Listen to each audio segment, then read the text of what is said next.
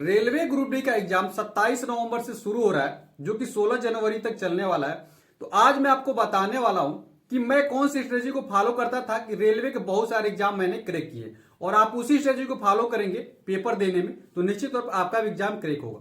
तो देखिए, कोई भी जब पेपर बनाया जाता है ना, तो उसमें 40 क्वेश्चन इजी डाला जाता है, 40 क्वेश्चन मॉडरेट लेवल का डाला जाता है और 20 क्वेश्चन हार्ड लेवल का डाला जाता है। तो जब आपका शुरू से 1 घंटा होगा ना, उसमें आप कोशिश करिएगा कि 1 से लेकर 100 क्वेश्चन तक पूरा आप पहुंच जाए, और इसमें से इजी क्वेश्चन और मॉडरेट लेवल के 20 क्वेश्चन को सॉल्व कर ले। यानी 1 घंटे में आप 60 क्वेश्चन से 65 क्वेश्चन सही कर लेते हैं। जो लास्ट में आपका 30 मिनट बचेगा, इसमें आप 20 से 30 क्वेश्चन के बीच में भी अटेम्प्ट कर लेते हैं, तो आपके अटेम्प्ट 85 से 90 के बीच में आपके बन जाएंगे, और एक्यूरेसी आपकी बिल्कुल भी सही रहे तो आसानी से आपके 75 नंबर के आसपास आ जाएंगे, और इतना सफिशियंट है कि आपका रेलवे ग्रुप में सिलेक्शन होने के लिए। तो आप इस स्ट्रेटेजी को फॉलो करिए, मैंने भी फॉलो किया था और मैंने भी सिलेक्शन लिया है। आप निश्चित तौर पर आपका भी सिलेक्शन हो जाएगा।